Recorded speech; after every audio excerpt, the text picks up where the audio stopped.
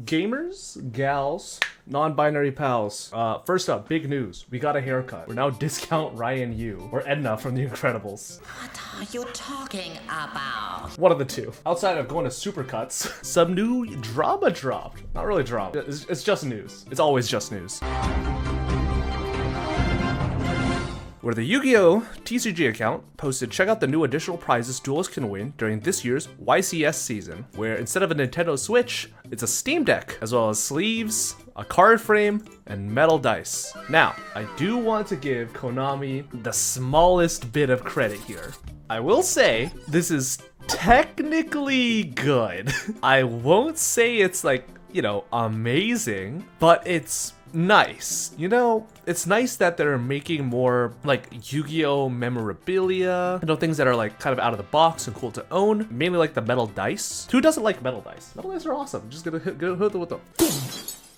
If you guys wonder what kind of dice I use, I have like, you know, the classic like Konami like Dragons of Legend whatever dice, but the main dice I use are craps dice. I got these from a casino shop in Vegas, a casino supply shop, and these are literal like casino dice. They're super sharp, they're larger, they're see-through, they don't really roll well, but you know, they're just funny to whip out and people call them the scam dice. It's awesome. So I will say, you know, some of these prizes are pretty cool. The big problem is that you can still have cool prizing that's still kind of worthless. You could still buy a Steam Deck for relatively cheap. It's like $300 to $500 to get like a secondhand Steam Deck. You know, like a card frame is nice, but imagine winning this and having to ship it back from like another country. Like imagine like you're a YCS guy, like you go to like you're stationed in America, you fly all the way to like YCS Berlin, you top that event, and then you get the picture frame. How do you get the picture frame back? Like you could ship it, but have fun paying a bajillion trillion dollars in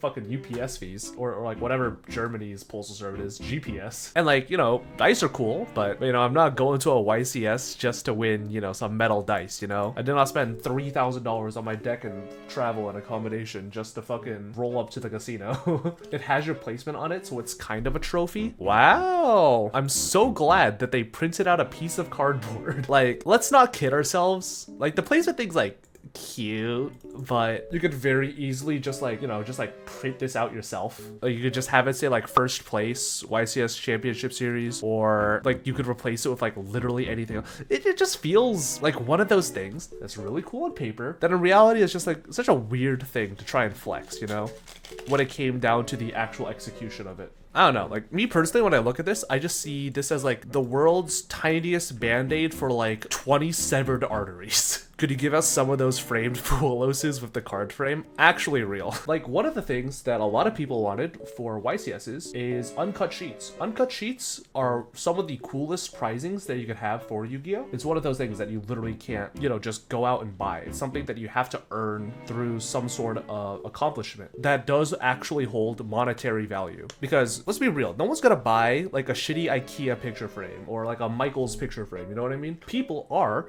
going to want to buy uncut sheets. People do want to buy pieces of Yu-Gi-Oh! Memorabilia that actually do hold value, which is why I do like the dice. But let's not pretend that like the dice or like the entry token things, those things are going to cost more than like $20 to $50. Like the sleeves are nice, but let's not pretend that these are going to cost more than like $30 to $50. The full arts would go hard. That's also something that would be cool. Maybe like autographed prints of secret rares would go like really cool. It'd be like the official full-size print, and it would be, you know, like autographed by like the artist or, you know, by the art studio at Studio Dice. That'd be something that's really cool. Magic the Gathering kind of has this in artist proofs. If you guys don't know what an artist proof is, whenever an artist makes a card, Wizards of the Coast wants artists to have copies of their cards in a unique form. So instead of sending them just a normal copy of the card, what they'll actually do is they'll send them a copy of it with a blank back. Like they won't have the Magic the Gathering thing printed on the back. They'll just send them, you know, like the half printed card, which is really, really cool because it's like a way for artists to, you know, sort of make money by either selling the proofs. This is an artist proof by Lucas Graciano.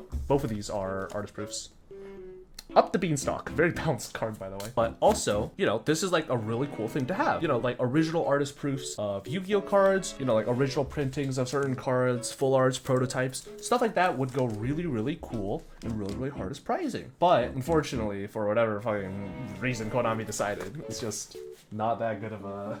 But for whatever reason, Konami decided. They're just like, No, thank you. No, thank you. You get sleeves now. You got Trinity Nova. I speak for everyone when I say, why would anyone who loves Yu-Gi-Oh bother to spend thousands of dollars to compete in this extremely difficult game if the prizing looks like this? You want players to compete and YCS attendance up and start making Lacrima themed flashlights. Okay, I don't know about I don't know about this one. I mean, I like it, but you know, just make a DMG and we'll get like 50% more players. Actually true. Give me the Dark Magician Girl flashlight or the Dark Magician dildo and we're going crazy. Are you unbanned for the TCG yet? No. I've heard rumors that in Europe, the person who was in charge of unbanning players and like managing like the player suspension stuff, that guy got fired. That guy either got fired or laid off, and there's literally no one in charge of it at the moment. So it might literally be impossible to get unbanned at the moment. I'm not 100% sure, but I'm pretty sure. Imagine winning a tournament against the best of the best and getting a picture frame that ain't paid for anyone's sister eye surgery. Yeah, just like the unfortunate reality of this all is just, you know, ideally it'd be awesome. Ideally Konami could give players real prizing, but it just doesn't exist. What's that? It's Squidward. What's he doing here?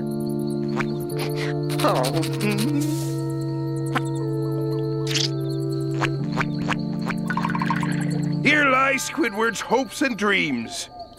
What a baby. Very sad, very unfortunate. This is a very short topic. It's like, wow, Konami strikes out again with prizing. Sad face. Anyways, thanks for watching. Let me know what you guys would think would be cool prizing. Full arts, artist proofs, artist prints, like oil paintings, fleshlights, dildos, Dark Magician Girl titty mouse pad. Who knows? Let me know what your guys' thoughts are in the comment section down below.